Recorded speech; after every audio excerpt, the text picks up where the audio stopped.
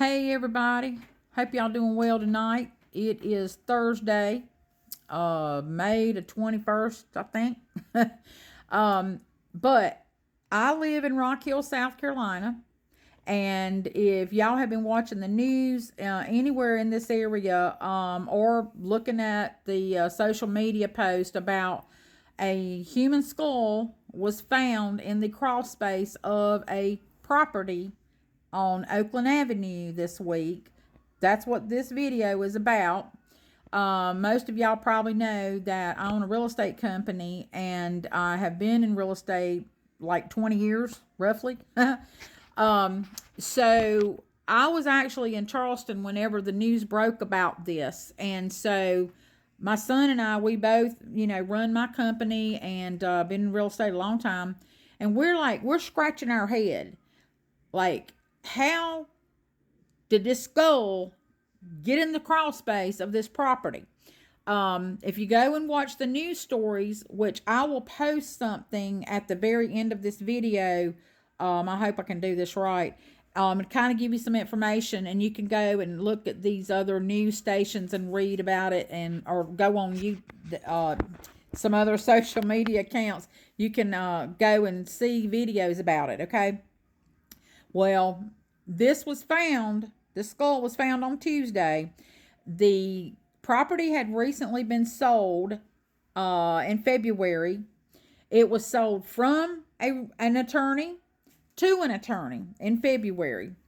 And they were having just some crawl space repairs or something like that done, and the company had their workers there, and that's who found it. Now, there is a picture of this skull. I'm not going to share it, just out of respect for whoever this might be in their family, because I'm sure whoever this is, they've been missing for a long time. The worker that found it, he's got stuff on his social media. He thought that it was like a hoax or a joke or like a Halloween type prosthetic or something like that. But y'all can go listen to that story. But what I want to tell you about is this. In real estate, most of the time when you buy a property, you're going to have inspections done. These houses, if they're very old, they're going to have had pipes to bust, heating and air being replaced. So people are going to be in and out from under that crawl space, over the years. So I researched it, and y'all, I was able to research this back all the way prior to 1992. In 1992, an attorney by the name of Bruce Poor had a survey done here locally with some local surveyors.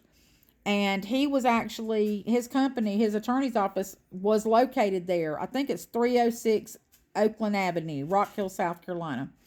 And he was actually in partnership with another attorney that I know. His name is Leland Greeley. In 1999, Leland Greeley and Bruce Poor dissolved a partnership that they had. And Leland, I guess, went on his merry way, and Bruce Poor was the sole owner of that property since 1999. So it has not been sold to anybody. And all of this time, it has been operated as as an attorney office, which Bruce also did real estate investments, commercial real estate and stuff like that. So yeah, it was also real estate. But he was also an attorney that did different types of law work. Right now it shows, if you look him up, he is like a family mitigation or mediator or something like that. It's just one of his many specialties. Very well prominent known attorney here in town, both him and Leland Greeley. Now, backtrack back to before 1992. The company that owned that property was just known as, I think it said FMD and Associates. All right. I've tried to figure out who FMD is, and I can't find it. If you look on the South Carolina Secretary of State business entity search, it shows that particular company was either forfeited or dissolved. Okay. So who knows who all of that was? It was probably a whole bunch of attorneys was in partnership together, because Oakland Avenue is about I don't know, 3 or 4 blocks from this house is about 3 or 4 blocks from Winthrop University, and it is all well prominent upper cream of the crop people that work on that street or live there. Okay, so here's something to think about, because the police are involved, of course. Today it was reported that more potential remains, appears to be bones or the body or whatever, it's all bones, were found, and now they have been sent off to be investigated, however they do all that. And if you'll go and look at the actual skull, people, I'm not going to say what did happen, but people are speculating that the person passed away from either a that, but not self-inflicted, because there's no found in the Crawlspace, and there's like a big hole, like blunt trauma, and they talk about that. I mean, if you want the whole story, all you got to do is just do a search for skull found in Rock Hill, South Carolina, May the 19th, 2026. And I feel really bad for the family of whoever this person is and the worker that found it, because my son and I, we found an actual tomb on some land back a few years ago. You can go look this up.